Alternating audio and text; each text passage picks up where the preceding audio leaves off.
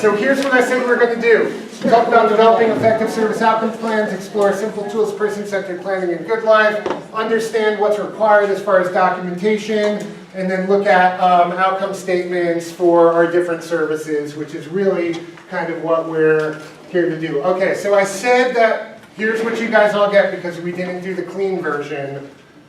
There's part of the dirty version there, right? So you understand what we're trying to do here. You've seen this slide before, probably in different phrases, but the whole idea here, right, is some of these things might be outside of the zone of what we're used to doing as far as service planning, person-centered planning, but you see all the wonderful things that happen once we break out of the comfort zone.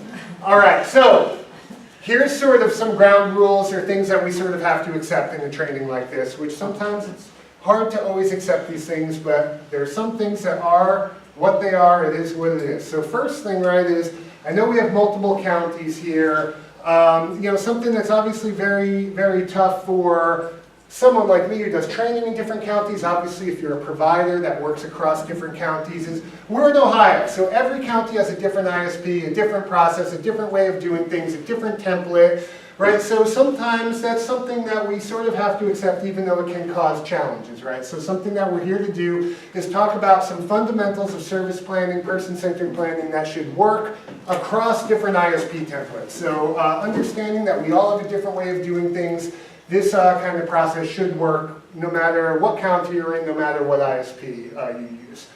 This next part, I have to get this out of the way and say that you have all probably, and I mean definitely, heard inconsistent or conflicting information about outcomes, service plans, all of it throughout the years. And to put it out front, you will probably hear more today that conflicts with things you've heard before.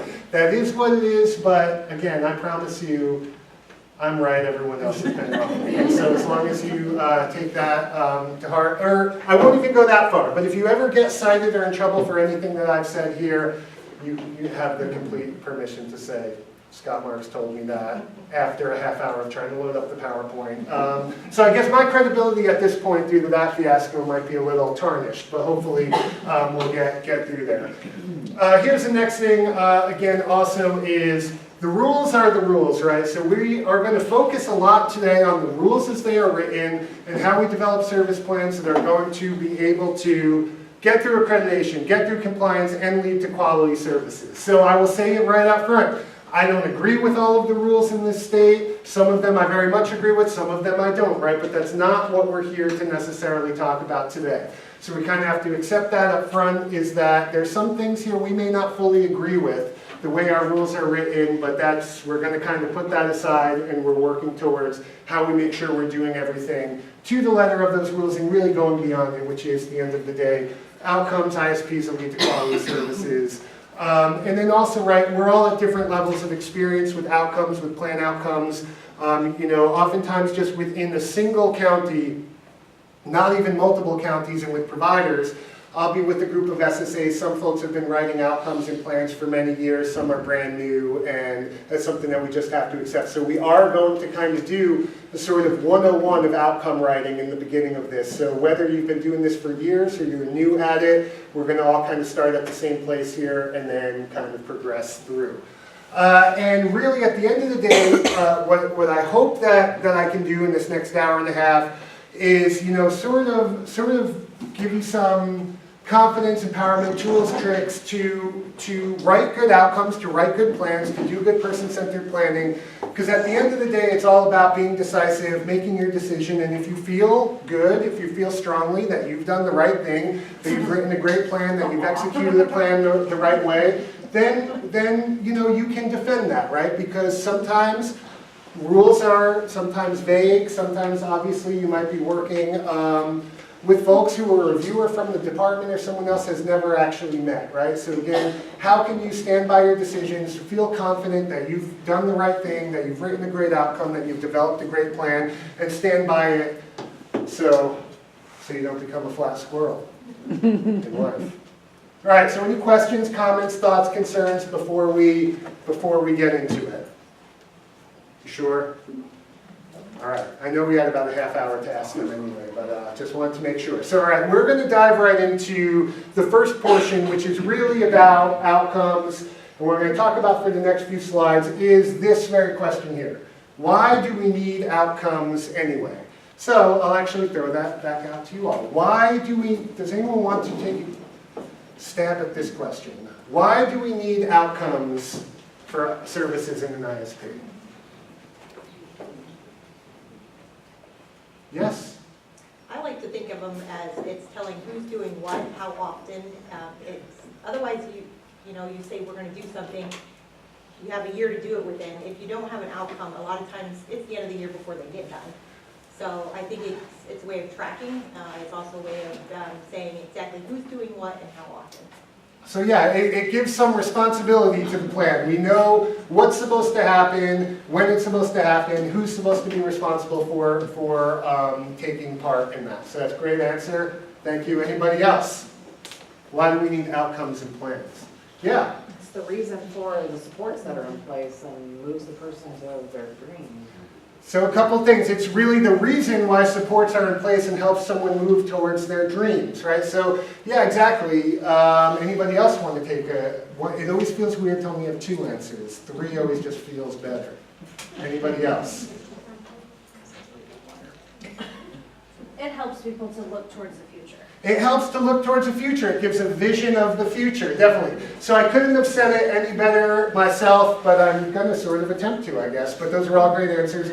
But here is sort of the main reason, and it encapsulates, I think, everything you all just said, which is that what we're primarily talking about with outcomes and ISPs, even though this can apply to any service, not just waiver services, but we are going to be focusing on HCBS waiver services. So those waiver services are specifically intended, right, to support people to live, work, and thrive in their community, in their homes, right? So what we really need to be able to show through outcomes is how we are doing that. What is the plan? Who is responsible? How are we showing progress towards someone living, working, thriving in their community, right? So what we're demonstrating is the need for supports. On the very baseline level, HCBS waivers, waiver services, were brought about because we had folks who had institutional level of care needs, meaning their disabilities were so great that they qualified for services in an institution like an ICF or a developmental center, but have chosen to receive their supports instead in their home and community. HCBS, home and community-based services. Right, so anything with outcomes is demonstrating that need for that support. Not only how are we keeping someone healthy, safe, and ensuring their welfare when they're not in institution, but all of those other things that at the end of the day would keep someone out of being institutionalized and really are the supports for someone to live a good life in their home and in their community, and that's really what we're going to talk about. Because at the end of the day, what we have to demonstrate is the need for supports, what we're actually doing with taxpayer dollars really here and taxpayer funded services. So again, the importance of outcomes to give a direction, to know who's responsible, and I really like that last one, to show a vision of the future, right? So we all can get on the same page of what we are working towards, what that person wants in their life, and how we as part of that team around that person will help them to achieve that. Right, so someone also said requirements in that. We never like to talk about that we only do things because they're required, but that is one piece of why we have such a big emphasis on outcomes now. The reason, I'm sure one of the reasons I'm here today, one of the reasons I've been out doing these outcomes trainings all around the state, is we've got a bunch of new rules that have new requirements around service planning, and we actually have a new review tool from the folks at DODD at OPSR who are going around doing accreditation and compliance reviews that specifically asks about plan outcomes. Right? So this is very much on the radar of those powers that be, and I can say with certainty that there are folks getting cited all around the state on both the provider side and the county side for person-centered planning, for service planning, for outcomes and plan.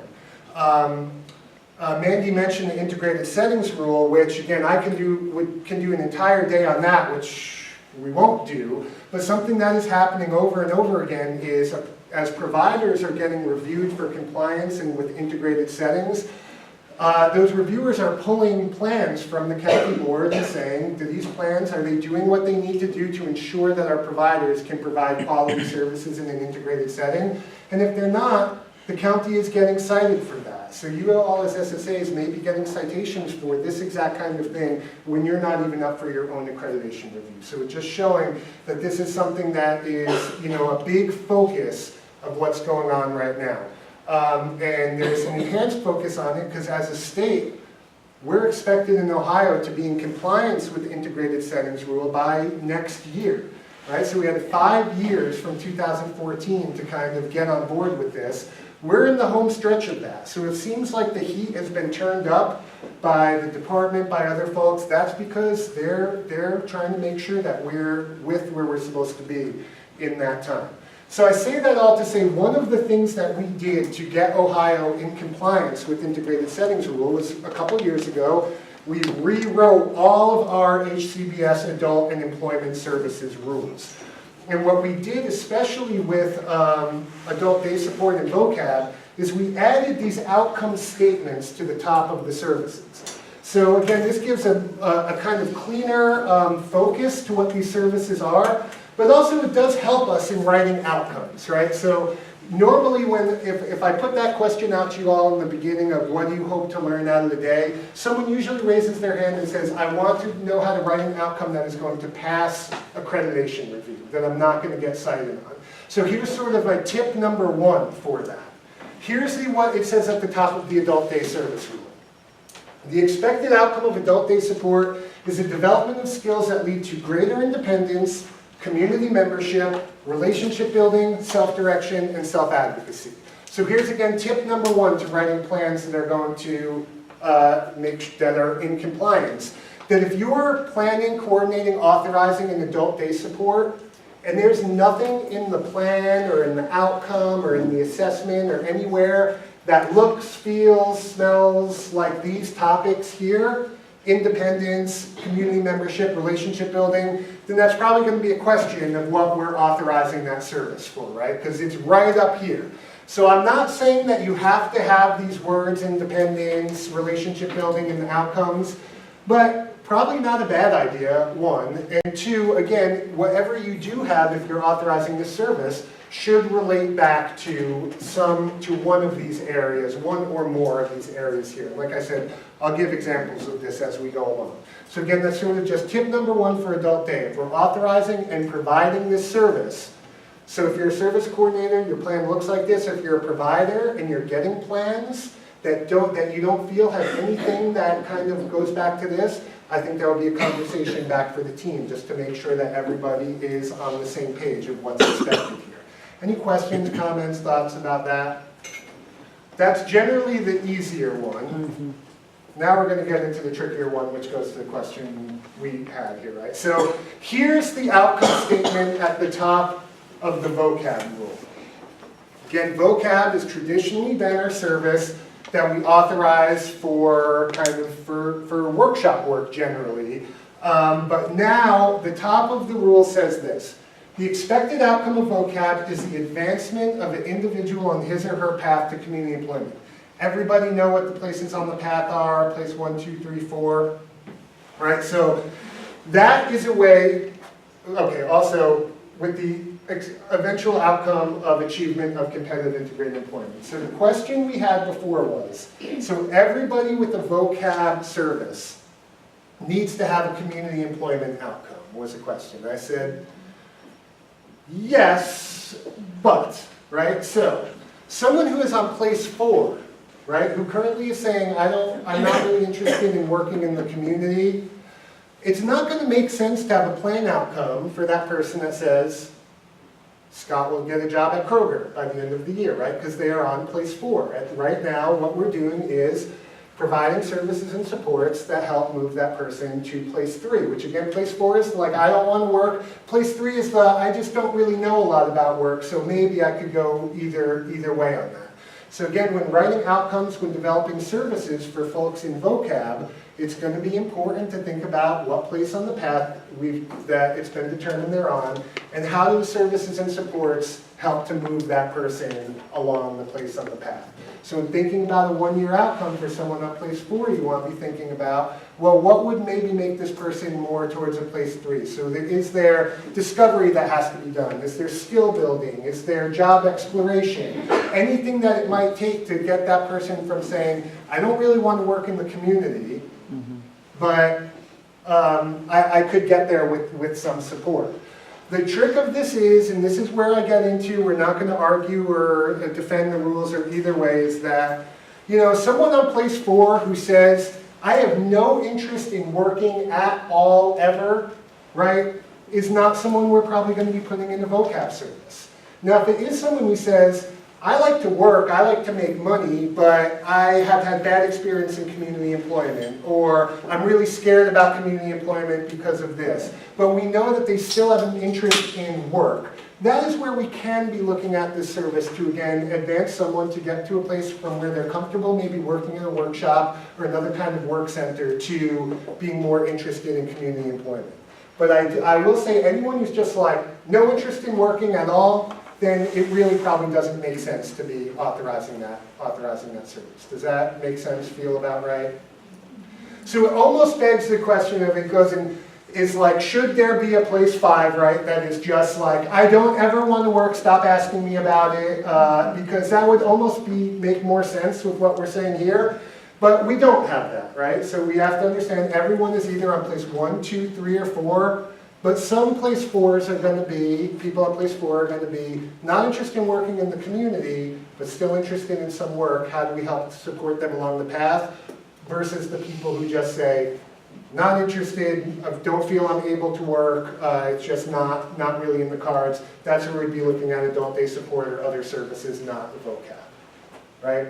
And again, that makes sense, right? Someone who doesn't want to work, we wouldn't be authorizing a service where they're spending most of their day working, right? So, I mean, it's as consistent as we get in this state, which is usually not very consistent, but that is, again, as good as we get. Questions, comments, thoughts about that? And I'll give more examples of this too, of folks on place 4, how we think about that in the context of vocab and workshop work. So again, this is a slide I put in here. This is very old guidance for Medicaid, but it still is always like very eye-opening everywhere I go if you've not seen this. And I put this out there to say I'm not here to like be like, controversial or say anything that's incendiary, but the next question after this I always get is, why do we need community employment outcomes in vocab, right? We've got someone who's been working at the workshop for 20 years, they love that job, they don't want to do anything else. Why do we need to have community employment outcomes? Or, some form of that question. So this is one area where Medicaid, I don't think they could be really any clearer with what they were trying to say here, right? So again, I don't say this to be controversial, but it really is answering that question of why do we need these type of employment outcomes in the vocab plan? Right here. This comes from Medicaid in 2011, so this is not new guidance by any means. This is about 8 years old. Says waiver funding is not available for the provision of vocational services, e.g. sheltered work performed in the facility where individuals are supervised in producing goods or performing services under contract to third parties. You don't get much more specific, black and white, calling it out as that. But we also have this next paragraph that says pre-vocational services that are provided in accordance with applicable federal laws and regulations, and the provision of pre-vocational services is always delivered with the intention of leading to permanent integrated employment at or above minimum wage in the community. So our vocab service, in order to get that approved for the waiver over and over again, is really considered a pre-vocational service. Again, I know as confusing as we get, it's called vocab, but we're saying it's a pre-vocational service. And the reason that we're able to provide that service and keep that going and keep getting that approved in the waiver is because it's considered a pre-vocational service which is delivered with the intention of leading to permanent integrated employment in the community. So just very straight up, and it's a question I've gotten literally hundreds of times over the last couple of years, why do we need community employment outcomes for folks in vocab? Well, here it is. I mean, it comes straight from Medicaid itself, and sometimes it's, it's sort of amazing that we've not had them for so long when you look at this guidance, right? So any questions, comments, thoughts here? All right.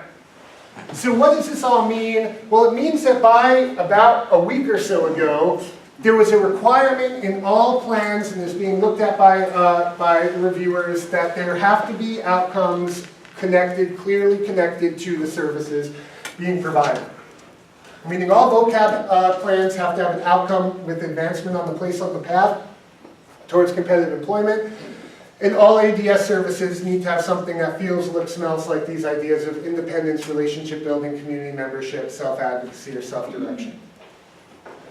To make it even more complicated, folks who are on place 1 or place 2 on the path need to actually have community employment outcomes, specific ones written into the plan. So if I'm on place 2, which means I want a job in the community and I need help to get there, you want to actually have an outcome in the plan that basically says something like, Scott will get the preferred job of his choice with the support of his providers, or whatever it might be, right? You want it clearly in there.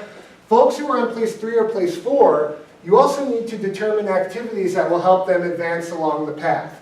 And here's the tricky thing here. That applies for folks who are in VOCAB or who aren't. So even folks who you're only authorizing for an adult day support, here's the trick that I would tell you. If you're looking for activities that may help someone advance on the path, I go back to what we say in adult day services, right? So as long as you're writing outcomes and actions for adult day that pertain to independence, relationship building, community membership, self-advocacy, self-direction, you can clearly justify how that would help someone possibly advance on the path, right? So even if I'm on place 4 receiving adult day support, as I make more friends, as I get out more, as I experience new things, those are all meaningful activities that may help me advance, even if I am not in an explicitly vocational service.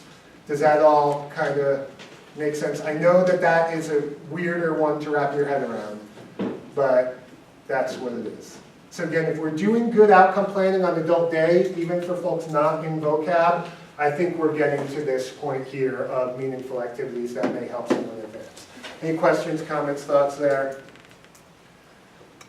All right, so here, and now I'm repeating myself, but I just wanted you to see the language that is actually in the review tool that is going around, and for providers and for SSAs here, of what they're looking at as far as the service plan, and again, why we need to be focused on outcomes.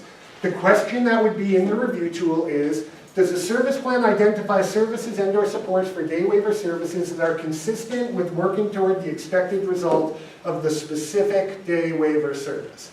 Right, so there it is, and then we repeat ourselves again, adult day support, VOCAB, those pieces. So I've seen this already, even since June 1st, I've seen this citation a number of times throughout the state already, right? So that's, again, the importance of outcomes, how we clearly tie these things together. Questions, comments, thoughts? All right, so now we're going to really get into it. Like I said, here's sort of the 101 of outcome writing. So again, if you've been doing this for years, hopefully this is a helpful refresher. If you're new at this, I hope that this is helpful in thinking about how to develop outcomes. So here's a very simple, straightforward, or actually not yet. So here's what outcomes need to be, right? Measurable. When we say measurable, what I mean is something that we can get together, right, and talk about what does progress look like on that goal. For a long time, we saw VOCAB outcomes that specifically said things like, Scott will attend ABC Industries 4 days a week. We can certainly measure that, right? We can say 1, 2, 3, 4, yep, we've measured it. But what conversation is there for a team as far as progress towards any kind of outcome, right? So maybe attending ABC Industries 4 days a week is an action item for how we achieve an outcome, but it's not an outcome itself, right? Because we have no way to measure how we've actually made progress with that, and if that's a service that should continue for any reason, right? And help to build a life, that's going back to, right? HCBS, services that help people live, work, and thrive in their community, and help someone support a vision of what a life could be if we all work together to help plan and implement that. And lastly, just going back to justifying the funding, right? We know that we provide services that do more than just ensure health and safety of folks. So if we're doing that, we have to clearly justify how and why we're going above and beyond just keeping someone out of an institution and really working towards something that is going to create a meaningful life for someone where they can be as independent, as connected as possible. All right, so that's what we're looking at with outcomes. So here is sort of the 101 again. So outcome statements should always think about them in a what and a why, right? That's the easiest way to kind of put together an outcome sentence. Again, we'll look at a number of examples of this. This next one says they should be simple, straightforward, and easy to understand. So if any of you went through the department's person-centered planning beyond the template training, this is one thing that they hit on, was like avoid jargony language. I wouldn't even necessarily go that far. We all, we're working in services, we're working in service plans. There's always going to be some jargon. But the whole idea is we all need to understand what is written in that plan, right? Multiple people need to sign off on that plan. The person receiving services, the service coordinator, the provider, everyone needs to understand that and be on the same page. So here's an example I will give of the opposite of that. We were doing a training a few years ago in a county, and we had a scenario. We were doing group work, and the scenario was about this guy named Tom who kept getting arrested for shoplifting over and over again. This was Tom's main problem. He was just shoplifting, getting caught, and he was in danger of the sort of ultimate institution, which is a life in jail, right? So again, what are our services supposed to do? Avoid institutionalization. Right, so we were workshopping this idea of what to do for Tom, and a service coordinator in that county came out with the outcome of Tom will adhere to social norms, right? So, what the hell does that mean, right? So, I mean, we could walk around the room and everyone probably has their own definition of what adhering to social norms means. Right? So this is what I'm talking about when I say simple, straightforward, easy to understand. Not that, right? Also, the idea of adhering to social norms is, I prickle up at that. I'm an ex-punk rocker. Before I lost my hair, I had green hair, mohawks, all of it, So the idea of adhering to social norms is something that sort of makes me kind of like, that gets me a little angsty anyway. But yeah, a good example, right? Nobody knows what that means. What we wanted to say is, Tom will stop shoplifting so we can stop getting arrested, right? And then we can start figuring out, well, how do we put a plan in place for Tom so he's not in a situation where he keeps getting arrested, right? So that's simple, straightforward, easy to understand what I mean by that. Then we get into action steps and life categories, which we'll talk more about. All right, so here's a simple formula. Scott will, and I put in parentheses, or is, what, so that why, right? Easy, straightforward. So the what is what we hope to actually accomplish in the next year, and the why is that important to someone? Why, through our assessment, through our person-centered planning, through our conversations, has this been deemed to be an important outcome to that person, right? So Scott will, what, so that why. Here's a reason why I have the or is here.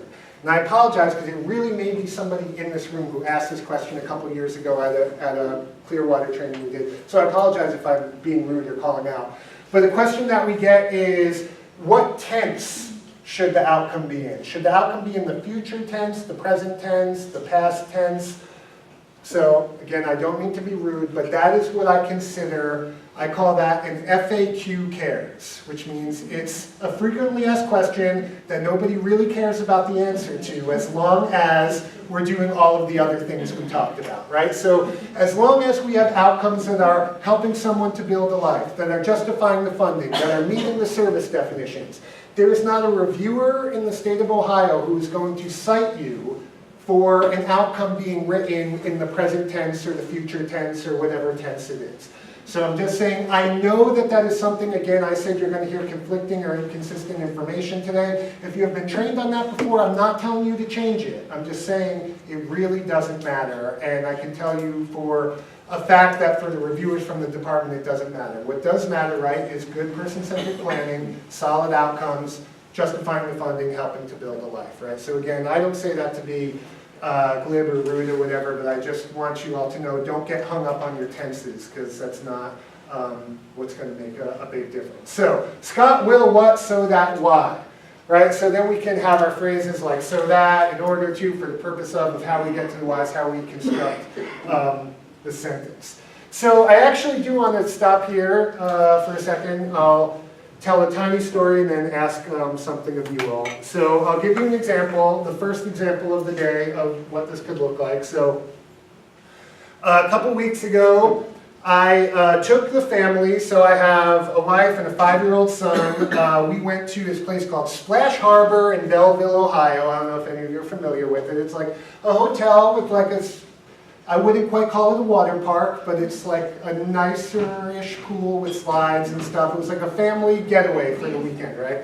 So my son was so horribly behaved throughout this entire weekend. He basically ruined it all, the whole thing, right? So we paid, you know, $200 to stay in this thing. I thought I was going to be father of the year. You know, we're doing, and it was a mess. It was a fiasco. So my son, the main thing he kept getting hung up on is he had the goggles that are like this, and he saw other kids swimming with the scuba goggles that are like this, and that really bothered him that he didn't have ones like this. So we basically spent 2 days with, like, I want those goggles, I want those goggles, and you know, it was awful. Outcome, number 1. Scott will be a better parent so that his son stops embarrassing him in public and ruining family vacations, right? What? Why? Right? Because if my son is acting like this regularly, at some point, it's not him, it's me, it's us, right? So, you know, we got to take some responsibility there.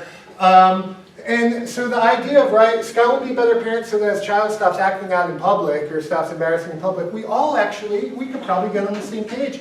And we can all figure out what are some action steps that would get there. Well, maybe I'll go to the library and take out a parenting book once a month. I will join an online Facebook group for distressed dads of Ohio, which I'm sure is something like that. A number of examples, right? But we all, that will be simple, straightforward, easy to understand, and we all as a team could start coming up with action steps with items that we know would help get there, because we know what the end is in sight. That I will do a better job and we will stop having temper tantrums on family vacations, right? So that is my personal outcome. So I'm going to throw it back out to you all. Take 1 minute. And this is my favorite part of doing any of these trainings. So I always learn so much about everybody. So take 1 minute and come up with a personal outcome for yourself using this formula. I will, so that why, right? So I said, Scott will be a better parent so that his child stops embarrassing him in public. Give you 1 minute to come up with one for yourself, and hopefully we'll have 3 to 5 volunteers.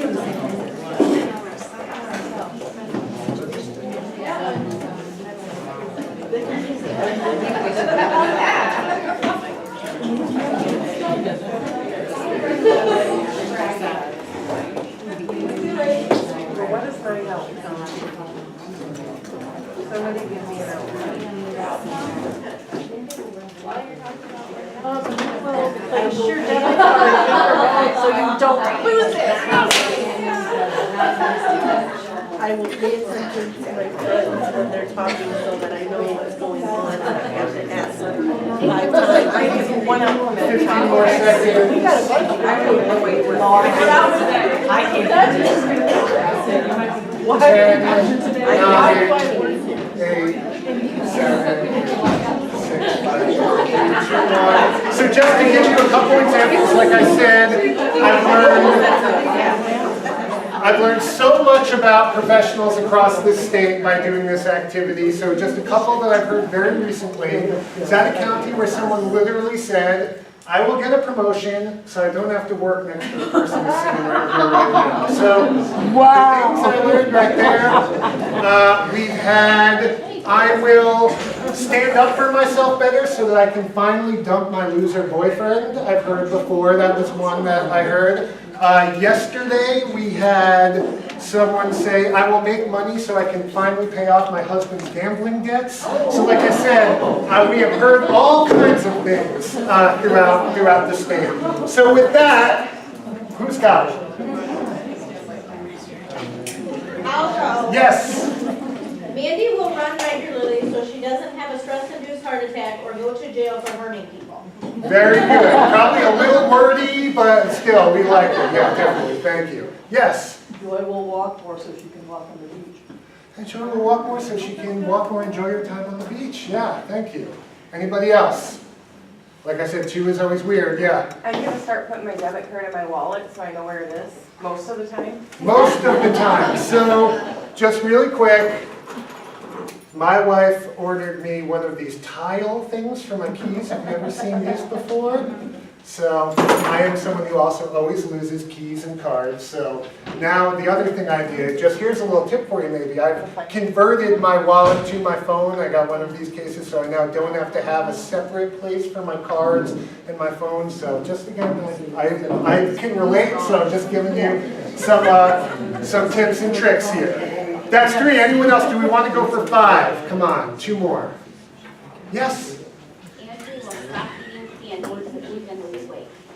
Very good. We have what in the why, stop eating candy. I know that's an incredibly hard thing to do. In our office, there's always a huge bag of peanut M&Ms at all times. I don't know who is constantly refilling it, but it makes life very difficult for that reason. Thank you. We have one more over here. I will be a better wife and consult my husband before I buy real estate. See, like I said, we always learn things. So you're want to just buy real estate on the drop of a hat? That's something that happens?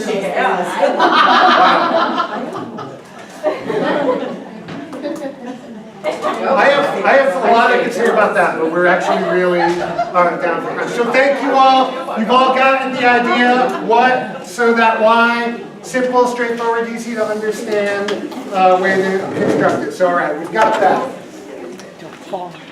Right, so now we're going to get into talking about the action steps. And this is the part of the plan where I go back to what we said at the beginning, which is every county has a different way of doing this. Every county has a different way of ISP. So I don't know if you here in whatever counties you're from call these action steps or not. But what these are the actual steps in the plan that determine the services that lead to the outcomes. So in some counties, they call them support considerations. In some counties, they're support items. In some counties, they're an action list.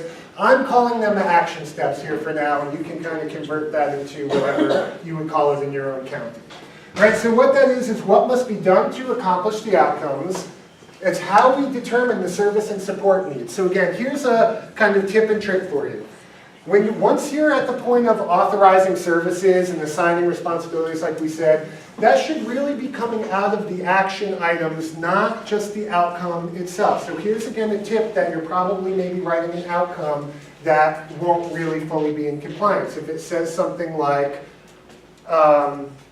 Scott's schedule will change so he can attend more days at adult day support. Or if you have the actual service in the outcome, that's probably sort of a problem, right? The outcome, you want to kind of not even be thinking about services at that point. You want to be thinking about what we're trying to accomplish. It's these action steps that start driving into how we get there and what services we're actually going to use.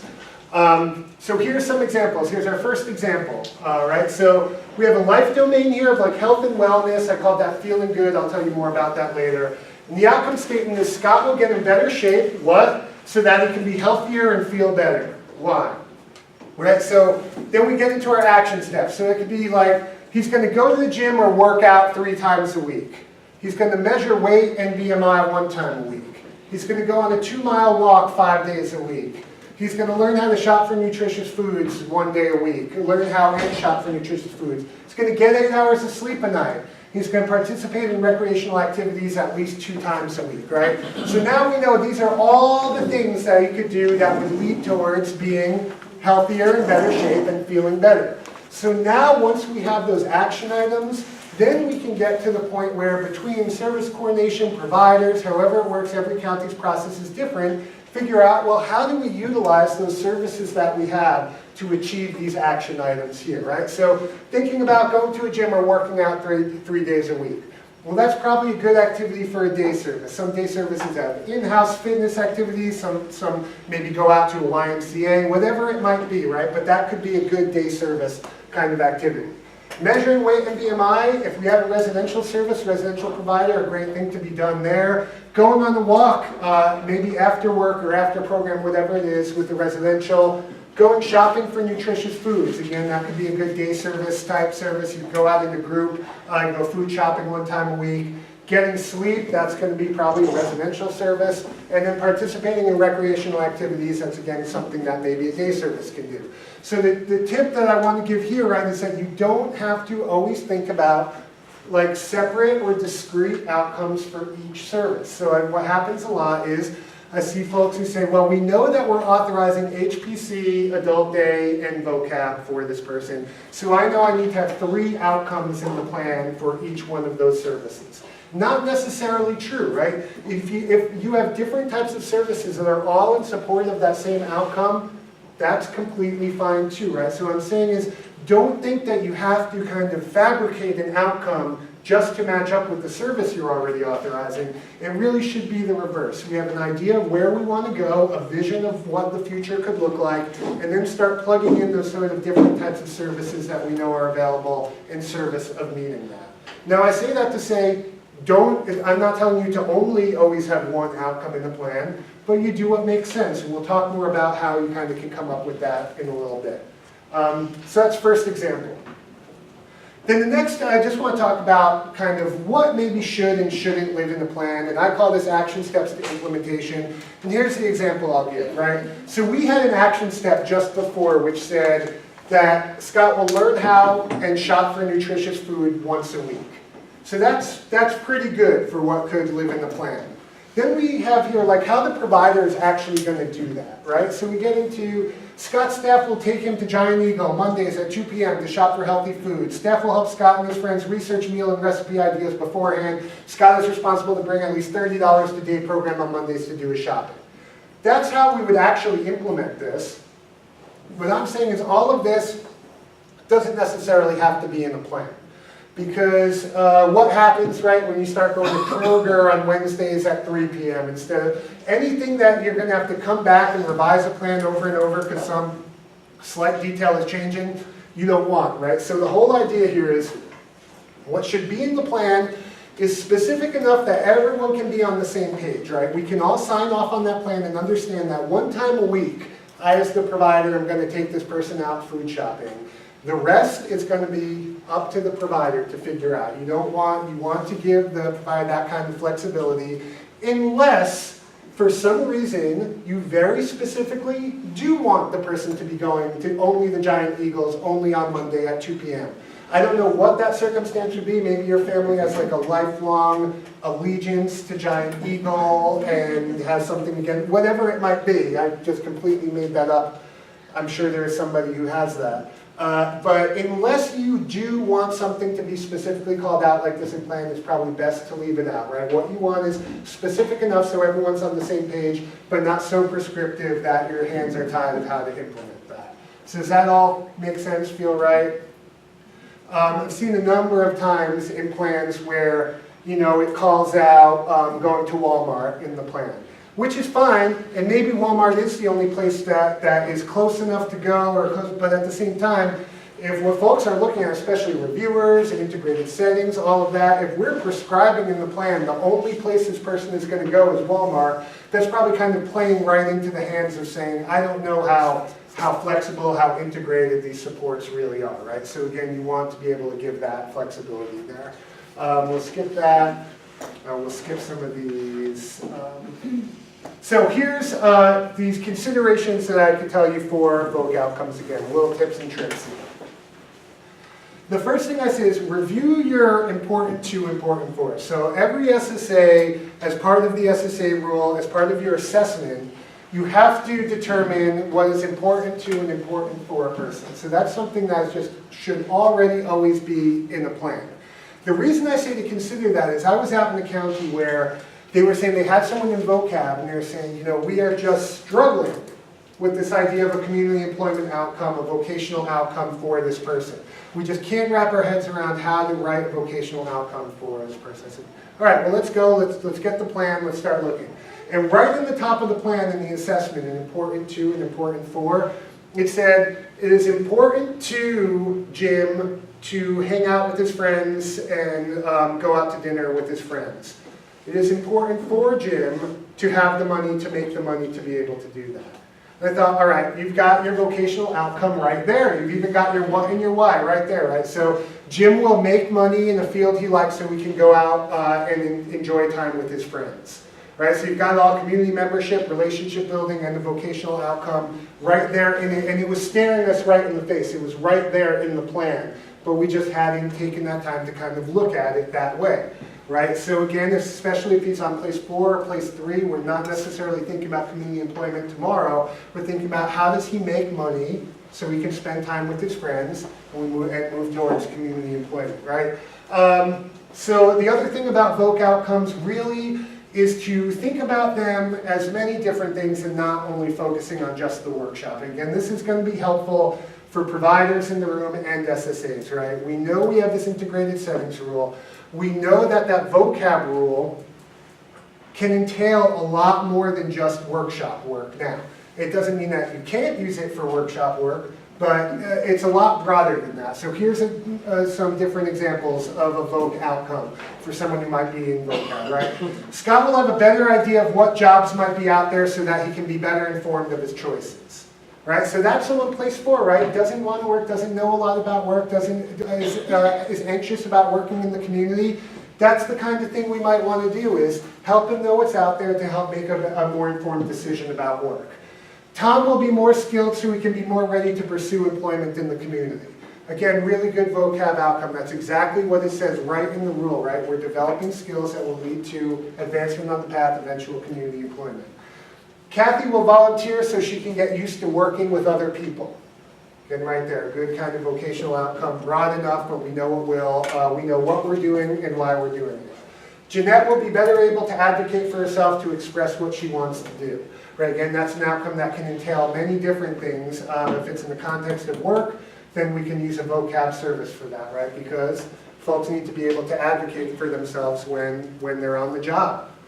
So again, there's just a few examples of how you could think of that. These are Tom's slides. All right. Any questions, comments, thoughts before we kind of switch gears a little bit for the home stretch here? All right. Yes? I just had a quick question on clarity for providers. So Yeah. when you're talking about the action steps that are Yeah. in the plan, Yeah. and you don't want to have the implementation strategies in there because they flex and change based on what's going on. Yeah. So if we're on the provider end of the documentation piece, so what is, the tasks are those strategies, the overarching action step would be, so that, you know what I'm saying, do they put the action steps on the side, or, and this is when we're doing it, and this is how often we did it, or is it those strategies? Yeah, so the question is, what is required really of a provider in your documentation? If I'm saying that you don't have to be so specific within the action steps. Well, the documentation is always going to be the same, right? You still need to have your what you did, where you did it, who did it, right? So that basically, your documentation, to your point, really is going to be an expression of your strategy, right? Because that's all, it's all basically how you achieve that action step. And I think what you really want to show then in the documentation is the connection then to that outcome. So here's what we did on what day, how it went, and then that was all in the service of this action into this outcome. So I think, yeah, you'll basically wind up writing your implementation strategy in your documentation because that is what you're required to put in there, are those details. So for an SSA monitoring type piece, they're going to look at the doc sheets and say, here are all the different activities. It doesn't have to be all of this all the time, and it's flexible, but there should be strategies in there. Yeah, definitely. I mean, what you want to be looking at as far as monitoring is what are the daily activities, how are those daily activities clearly connecting to the achievement of this outcome. So again, not everything a provider does all the time is going to be listed out in every action step. We all know there are things that are going to happen that are sort of outside of everything we put in the plan. That's just how it is. But so then the onus is what are we doing figuring into the overall achievement of that outcome. Because there are things like, simple, the provider may tie my shoes for me every morning, but that's not necessarily going to be in the plan, but some of that may make it into documentation because these are all the things we did during that hour getting ready for whatever thing we were doing. So again, there is sort of a little bit of that area where not everything is always going to be in the plan, but it's going to be about how is it all working towards that larger outcome. Any other questions, thoughts, comments? All right, so here's where we get into, I try to kind of stay away too much from like philosophy, things like that in training. I try to pride myself on doing trainings that help you do your job at the end of the day, but this is an area where I may get into a little bit of philosophy kind of stuff, because this is something that's sort of a pet peeve for me, which is the kind of conflation of person-centered planning and individual service planning. The fact that we always tie those things together as being the same thing.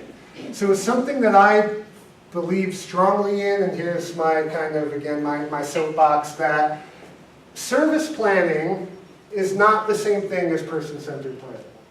And person-centered planning is not the same thing as service planning. Yet we always talk about them as the same thing, right? The person-centered plan, the person-centered this. And one of, again, my pet peeve is that something that we always do, not just in Ohio, but across the country, is anytime we're trying to do something new or rebrand our services, what we do is we slap the words person-centered on the front of it, and it's like, oh, we've got this whole new thing here now. These aren't just service plans anymore, they're person-centered plans. The reason that rubs me the wrong way is that person-centered planning is actually a thing. It's a school of thought, it's a set of tools, it goes back a long time. And I want everyone to think about it as it happens all the time. It's not just something that happens once a year when we're doing individual service plans. The reason I'm going to talk about person-centered planning specifically today is I want to share a couple of tools of person-centered planning that I think will help you write quality outcomes. And again, if you're an SSA in the room, we'll help in your service plan development. If you're a provider, we'll help inform those team meetings and help everything go a lot smoother when we're talking about outcomes and actions in that meeting. So here are the two pictures I show. If you think of person-centered planning, at least what I always think of is the kind of big, cool-looking pictures that people draw on the wall with chalk and fancy colors and everything. That's always been problematic to me because I can't draw. I hate the feeling of chalk on my fingers. I don't know if anyone else can relate to that. But it's not for me, right? So how do I still do this kind of thing if I don't want to draw a big picture on the wall? And how does it translate over to our individual service planning? So any Princess Bride fans in here will get the meme. But we'll go on. So I'll ask one more question to you all. What is person-centered planning? What do you think that means? What is that? So yeah, I'll give you the first easy answer right. It's planning where the person is in the center. Person-centered planning. What else? Anybody else want to throw anything into that definition? Listening to the individual for what they want. Listening to what the person wants, right? Not just coming up with a whole bunch of things that we think that we want, that they want, and that we think is best. Great, thank you. Anybody else? Like an all about me plan. All about me plan, is that what you call the plans in county? I'm asking. No, because there's some But all counties about me have is like- plans that, yeah.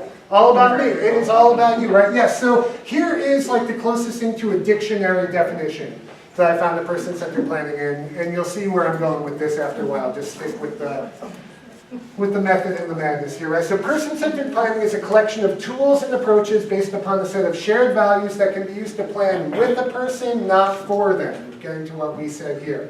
These tools can be used to help the person think about what is important in their lives now, and also to think about what would make a good future. We're going back to why we need outcomes, right? We want a vision of that future. Planning should build the person's circle of support and involve all the people who are important in that person's life, right? So that's what we're talking about with person-centered planning. Now, a definition of individual service planning, right from our DODD website. ISPs are developed to identify specific services and supports needed and desired by an individual. The ISP describes all services and supports necessary regardless of payer source for a particular individual to maintain health and safety and avoid institutionalization, like we said before. The ISP should explain how each support service is intended to meet a need, right? That's our action steps to our outcomes, as indicated in the most recent assessment of the individual's functioning levels, right? So two very different definitions, but we're trying to square it. We're trying to reconcile these things together. So here are the two tools that we'll look at sort of in the next half hour here, which again, if you have no struggles with doing person-centered planning, if you have no struggles with identifying a vision of a good life with someone, if you have no struggles coming up with action items, then don't worry about any of this. But if you ever are struggling with any of this is again tools, tricks for how we can come up with ISP outcomes using these tools. So the two tools I'm going to say are Path for Dummies, or non-artists like me, I'll say, and then the other one is Give 3 Fs, which is a good life approach. So, we're going to start with the Fs. You all know my old boss, Pete Moore. Anybody know and remember Pete, right? So, he's still with us, but he doesn't work for OECB anymore. Sorry, I could tell that there was a little, You were scaring me. No, he no longer works at OECB, but the reason I bring this up is I was doing this training for years, and I was using an old drawing that Pete drew like 10 years ago, and he told me, like, you gotta stop showing that picture. I've become a much better artist since then. I said, all right, well, draw me a new picture then. And that's what he did. So this picture is only a couple of weeks old. It's a brand new Pete Moore art piece, so you all are among some of the only people in the state to have seen this yet. Right, so this is the Fs. If any of you are good lifers in here, you're familiar with the Fs already. I want to talk about how we can use this in the context of person-centered planning. So what the Fs are is throughout the about 10 years that we've been doing Good Life at OACB, or it used to be Positive Culture Intervention, now Good Life, we would ask the same question to people throughout the state. So people with disabilities, professionals, family members, whoever it is. And the question is, what do you think has to be in place for you to feel like you are living a good life? A good life of your choosing, right? So no matter who we ask this to, we always got some variation on these 7 themes, these 7 F words, right? So they are friends and family, right? So one of the top things people say is, as long as I have people in my life that care about me and I care about them, I'm living a good life, right? Fun, as long as I can do the things that I enjoy doing, at least to a moderate degree, I feel like I'm living a pretty good life. Faith, if I can practice my faith, be part of a faith community, good life. Feeling good, this is probably the #1 we get, which is just as long as I have my health, I think I'm living a good life. You know, we're not really guaranteed anything else. If I'm healthy, feeling good, good life, right? Funds, if I have the money to pay for all these other things, to hang out with my friends, to have fun, right? And, you know, generally, 99.9% of the time, nobody answers, I need to win the lottery, be a billionaire, whatever it is, right? It's just, I need to make enough money to support myself, support my family, support the people in my life. Food, as long as I can eat food that I enjoy, I'm living a good life, right? And then this last one, freedom. I mean, when we do this kind of training, have this kind of talk with self-advocates, people with disabilities, you know, the reaction we get when we just talk about freedom, right? The ability to be more independent, to do the things you want to do on your own, to not have sort of restrictions on your life. People go wild for it, right? And it really shows me how important that is in thinking about how we set up these services, right? So I say this all for a reason, which is, here's one of the tools that I would suggest if you're trying to think of outcomes, if you're trying to develop that vision of a good life. And it's called Give 3 Fs, right? So just consider 3 areas that are important to someone where they would either like to see some changes, like to see some improvement, or some skill development.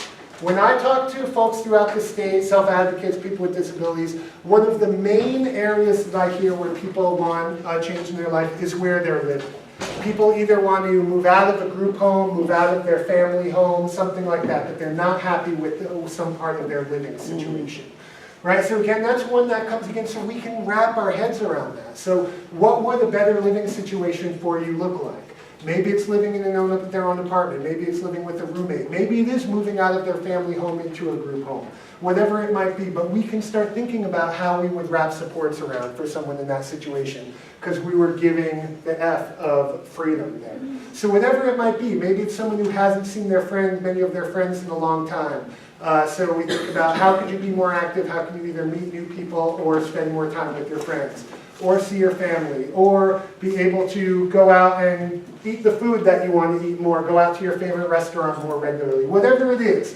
But again, this is if we're struggling to figure out what is that outcome, what is that ideal of a good life, take these F's and just start going through them.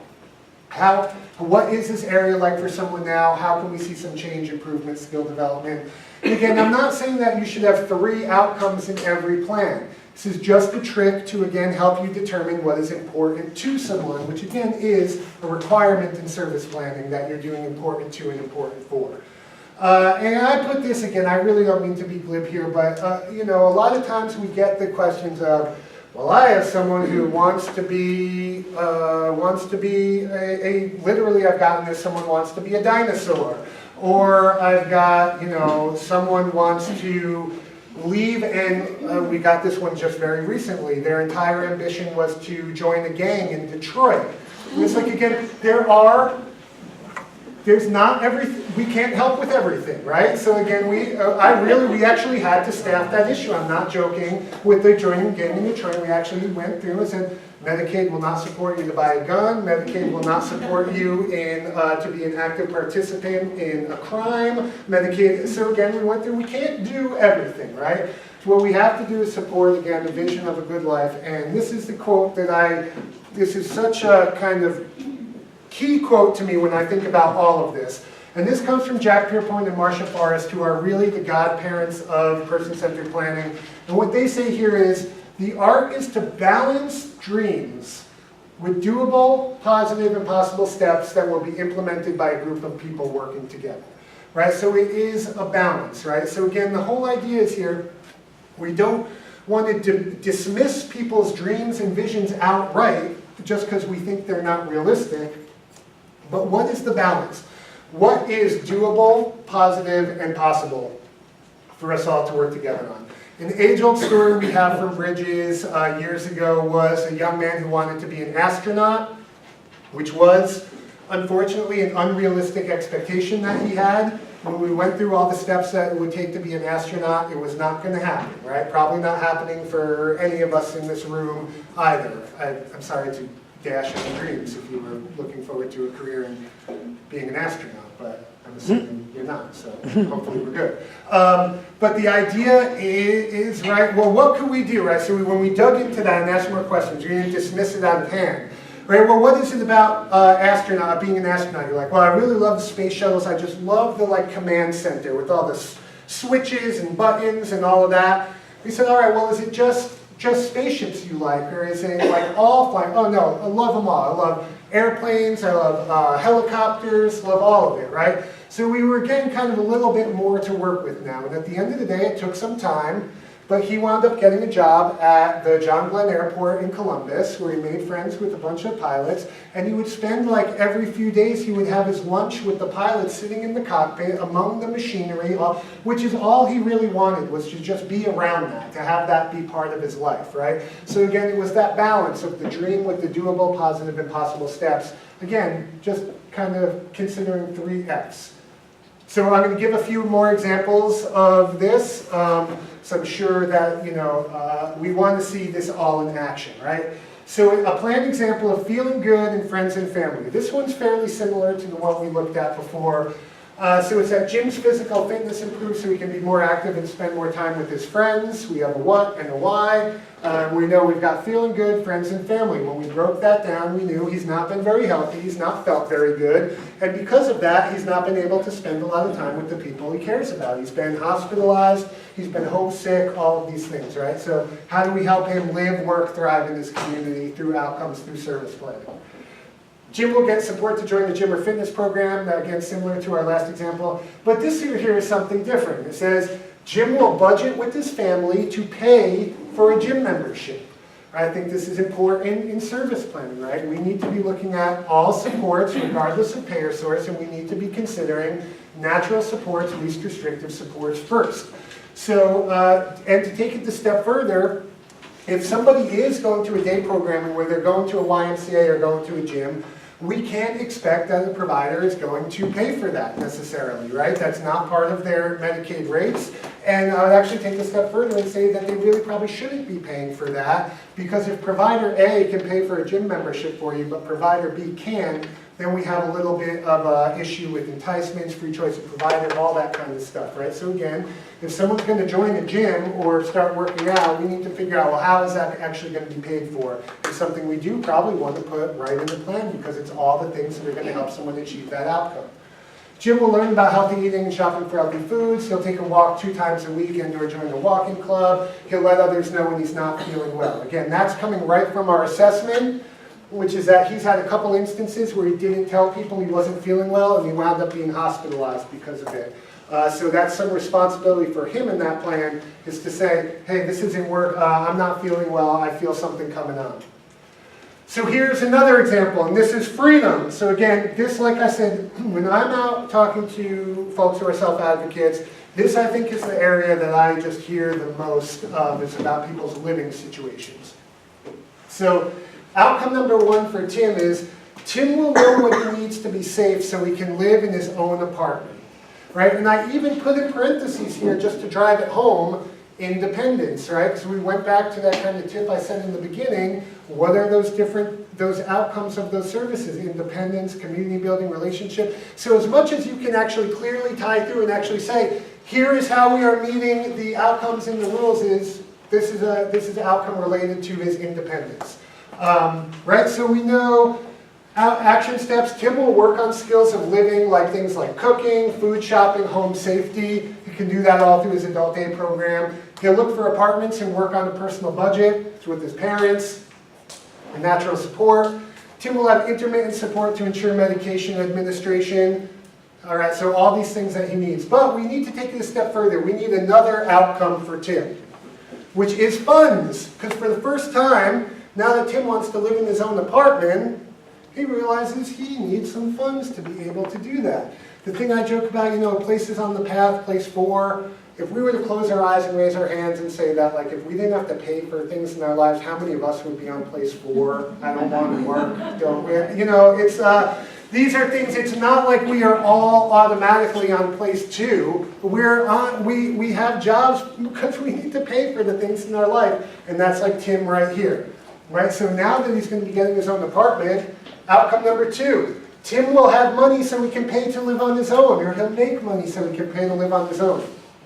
So, outcomes, action steps. Tim will work on skills in the field of his interest. That can be he can do that in vocab. Tim will explore what he is good at and jobs he might be interested in. That can be one of our new career planning services in the waiver. I haven't really dived into those, but that's a whole other training topic we could talk about. But know that there are services within the waiver for Tim to do something like that. He'll apply for jobs he's interested in. At that point, that might be a referral over to OOD. If he's at the point that he's looking for jobs, we might not be doing that through the waiver anymore. And Tim will work on travel training to use public transportation. One of the activities that constitutes vocab in the rule is assistance to learn how to use public transportation or navigate the community. So again, that's a good service. Again, we're trying to think of vocab a little bit differently. So now we know we've got, in the context of these couple of Fs, just these 2 Fs, freedom and funds, we are authorizing a scope of service that includes adult day support, residential support, vocab, and career planning, and an OOD referral. Right, so again, going to that idea of we don't need to have separate outcomes for each specific thing. We're helping Tim live a life based on the F's that we've considered with him, right? Freedom to live on his own, funds to be able to live on his own. And then we started plugging in all the different services and supports as to what that's going to help him do. We good? Questions, comments, thoughts? All right. Going to keep it going. Here's Jack. This is probably an example I've given many times before, so I apologize if you've seen it. But Jack, we have a little story about him. He's a 35-year-old man who lives with his parents. He loves to go to the movies and play video games. He's never had a job in the community before. He makes sub-minimum wage right now. So he doesn't have money to go to the movies, GameStop, transportation. He never wanted to work in the community before, but now his parents are saying, he lives at home with his parents, are saying, you know what, we're not kicking you out of the house, Jack, but we're not paying for your video games anymore either, right? Those things are expensive, and we can't do that. You can live here rent-free, but we're not paying for any of this stuff anymore. So all of a sudden, Jack is very quickly gone from a place 4 to a place 3, maybe even to a place 2, right? Because when he didn't have to worry about paying for his own video games, he had it pretty good. Now things are different for him, right? So outcome. Jack will look for jobs he likes so he can have money to do things he enjoys, like going to the movies and buying video games, right? So we don't even need that last part in there. We've got a what and a why, simple, straightforward, we know what to do. Then we have action steps like Jack will work on vocational skills that will help him get a job. That can be vocab. Jack will explore careers in the community. That could be either career planning or vocab. Jack will apply for jobs he's interested in, career planning. Jack will increase his endurance and self-direction, vocab. And then just to take the step further, for obviously we're not getting into in plans here, what you would have to do from here is take that the step further and assign provider, frequency, duration, we know those things that we know have to be in the plan. But this is still more kind of big picture, outcome to action, step to service, then you start plugging in the rest of it after that, right? So does that all kind of feel right with the process? All right, lastly, last example I'll give on this is Joe. So, and this is, I've started putting this slide into presentations because this is the question that I get, that I always get. Joe has worked in the workshop for over 25 years. He likes the money he makes and the friends he has at the workshop. He has considerable work skills and has had a few bad experiences working in the community. Right? So I'm assuming by the amount of questions that I get like this throughout the state that we all probably know at least a couple people in a situation similar to Joe right here. Right? So the sort of bait and switch answer I'll give on this, and someone said before, I made a comment about creative writing, and I don't mean to say that creative writing is what's going to solve our problems, but if we want to do the right thing for Joe, which is not pull the rug out from under him with the job that he has, that he likes, that he considers a job, but also make sure that we're doing the right thing and we're ensuring the waiver funding, we're doing everything we have to do as far as pre-vocational services. We need to make those things match up somehow, right? So the outcome that we have for Joe here is Joe will maintain his work skills while exploring other work options so he can keep making money in the job he likes. So one thing the vocab rule says that we can do is maintain skills. Now, we can't be maintaining skills for Joe just so he can keep working here forever. But if he's going to lose skills by pulling him out of this that are going to be necessary for him to potentially find something else, that's a pretty good rationalization for him to continue in this service. But we also have, he's going to explore other work options, and then here's where the creative writing comes in, to keep making money in the job he likes. Right now, the job he likes, we know what the job he likes is now. But what we're trying to do is figure out other jobs that he might like. And so if we keep this a little bit vague so we know where he is now, he likes his job but he's going to explore other options, that's how we can start to maybe kind of square this. So here's some action items. He's going to maintain his work skills working at ABC Industries. He's going to develop new work skills in the field he's interested in. So now that workshop provider is going to have to take it a step further and say, Joe maybe has been doing one job for the last 20 years. If that's not a transferable job somewhere else, then let's see what else he might be good at, right? He'll work with staff to explore different jobs in the community, and that may take some time to get him used to that. And he'll be able to identify his strengths and transferable work skills, career planning, career discovery, right? So we know services that will not pull the rug out from under him, can keep him working here for now while we explore other options. Here's the other thing about Joe, and I know, or the Joe type situation. I know this isn't necessarily the case here in this county, but something that I do feel strongly about that I've seen a lot of through the state is, or a couple of things I'll say here first, is there's nothing in our Medicaid rules that say that Joe cannot continue to work at ABC Industries. If he considers that his job, that's where he works. The question is, what is the service we are providing and authorizing for him at that time, knowing what we've already looked at before, pre-vocational services lead to competitive integrated employment, lead to advancement on the path, all of that, right? So Joe can completely work there, but can we bill a service for him while he's there? Now, I know this is way easier for me to say as someone who's going to leave here in 10 minutes than for you all to implement and have this conversation around, because what the implication of that is, as a provider, has to say, am I able to allow Joe to keep being an employee here to do the job he's been doing if I'm not going to be billing Medicaid for him in the time? And again, that's a way easier thing for me to say than for you all to deal with each other as we go forward. So that's one. Nothing in here saying he can't work there. The question is, what service are we authorizing or providing for him? The other thing, and like I said, might not be as big of an issue here, but throughout the state, the amount of workshop providers that I visit who tell me the same thing, which is that this contract's gone away, this contract's drying up, the work isn't what it used to be. We have Joe who's been kicking ass doing work in the workshop for 25 years because the work was robust. It supported him to do that. Now again, I'm not saying that this is the case here, but throughout the state, that work is not what it used to be. And someone like Joe who is used to being a hard worker, working for money his whole life, if we don't start looking at other options for him, start preparing him potentially for another job, we're doing him a disservice because that rug might get pulled out from under him without us, right? That the work just may dry up. Again, I'm not saying every situation is going to be different, but again, I just put that out there of why here, this is the balance we want to strike, which is not pulling the rug out, but preparing him for something else. We know working is important for him. We know he's been making good money for many years.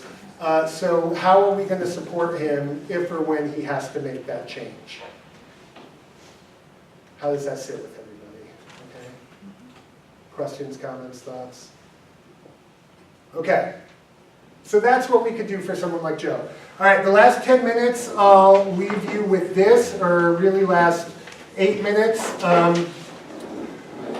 know we got started late, but I also know what it's like to keep people after a time that they were expecting to leave at, which I will not do to any of you here. So you all should have in front of you this sheet, which I call the Path to Dummy sheet, or the Person-Centered Planning to Outcome tool.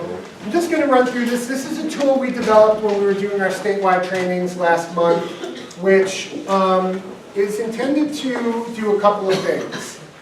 One, be a good tool for it to help you develop outcomes based on everything that we've talked about before. Two, the sneaky thing that I did here is if you're an SSA and you're following the process that's in this sheet, you are actually ticking off basically every required box in your assessment that you have to do in your assessment. Now, don't quote me on that entirely. There may be a couple things that are not included with here, but you are doing the bulk of it here as far as what's required in your assessment if you follow this process.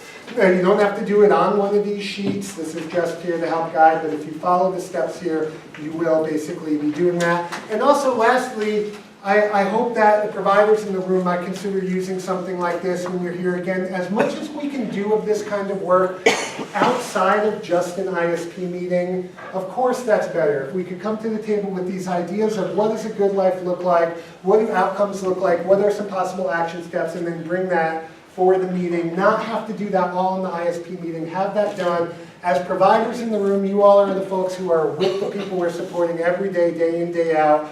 So the amount that you're able to bring to this process is invaluable. And again, the team process really is the best way to look at this. So you have in front of you, I'm just going to walk you through that sheet. We won't really talk about risk here, except to say risk and assumed risk has to be in an ISP. So if you're thinking of taking some of that stuff out as we start condensing ISPs, don't do that. The basic standards still apply, right? Health, safety, those are all things that still have to be accounted for in the ISP. At some point a couple years ago, we went so far with this person-centered planning process that we started, having ISPs that had nothing but pictures and none of that stuff in there, right? Well, that was a good direction. We need to swing it back a little bit and say there's some of the stuff that still is required in, so health and safety, risk assessment, all that. All right, we'll move on. So I do want to pull this all together. So here's what this sheet looks like.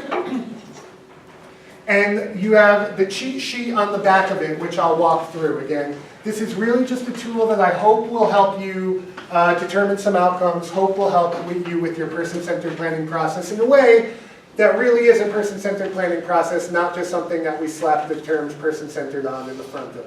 So here's what it is. Step one, which is what we would put sort of over in this category here. Oh, the pointer doesn't work on the screen. Over here is, what are those truths for a good life? This is our F's, right? As we determine those F's, what are those things that are important to someone? And there's the little trick, right? You're all required to have important to, important for in your assessment. If you're doing things like going through the F's, realizing the areas that are important in someone's life where they may want to see some development, some change, some improvement, you're right off the bat, you're ticking that box on your important to, right there, because we're determining what is someone's vision of a good life, and that's inherently what's important to them. Then next, you take it a step back, and this is what would go in the arrow here. So if this is, again, I know I used the dirty language here. This is a complete bastardization of the Real Path process. If any of you have taken Real Path training before, Planning Alternatives, Tomorrows with Hope, we took this, we altered it, so again, you know, take that for whatever it's worth. But I wanted it to be a useful tool for you all that will, again, help with ticking many of those boxes, right? So you take the step back. If we were working towards that goal of a good life, here's where we want to think of what would progress, what would success look like 1 year from now if we were working towards that good life. So that's a path process, that's kind of path 101, old school person-centered planning. But the reason that helps us here is we have to come up with 1 year span outcomes for our plans, right? So by doing this in the method that's person-centered, we're also backing right into what our 1 year outcomes could look like. Right, so if Tim, who has a good life vision of living on his own one day, in 1 year, what's that going to look like? He's going to know what it takes to live on his own. He's going to have the daily living skills to live on his own. He's going to have an idea of what a budget for an apartment he might be able to afford are. Those are all things that would look like in 1 year and things that we can start building outcomes off of, right? So then now, as far as your sheet goes, you go back to the beginning, to the now, right? What is life like now for that person? Again, this is how you would do path in the person-centered process, but here's the other big aha. Something that you need to have in your assessment, if you're an SSA, is what is working and what is not working in someone's life right now. So here's where you would put that in, right there. So when you're determining what's going on now in someone's life, that's also going to say what things are going well, what things are not going well, right? And that's how we start figuring out how we get from now to our outcome. Is if something's working really well, like, you know, Scott's volunteering at an animal shelter and that's going really well, right? So how do we build on that to help us achieve some of the outcomes? If something that's not going well is Scott is having behavior issues at his day hab because he doesn't get along with staff there, then we know, all right, there are things that we probably have to address here through the context of the plan, right? So it's all right in there in your what is happening now. Next is where you identify risks and health and safety concerns. And guess what? That is also a requirement in your assessment, is what potential risks are there, what potential health and safety concerns are there. Then next you get into your action steps, which is how do we overcome what's going on now, what the risks are, what the health and safety concerns are, and turn those into action steps that help us get towards our outcomes. And then that last box is just who helps. So that's basically where you're assigning providers or other support types. So requirement, you want to go in least restrictive order. So you're thinking first, friends and family. Next, what community resources or partners or programs are out there. Next is technology. Is there any technology that would be able to support this outcome? And then lastly is service provision, paid Medicaid service provision. Right? So if you follow this process, again, what's on the front and look at the back, I promise you that it's a good and helpful process that will help you determine outcomes, determine action steps, see where someone is now in a person-centered planning manner. And also, like I said, if you're doing this, so many of the boxes that you have to check as far as your assessment in the SSA rule are done too. So hopefully, I don't like the violent metaphor of killing birds with stones, but hopefully we've gotten a couple of them with one of them here. So that is really sort of what I'm gonna leave you with, because we don't have time to work in groups or anything. And it's 12 o'clock on the dot, so I'm gonna stop talking right now and just say thank you all for having me. I hope that was good.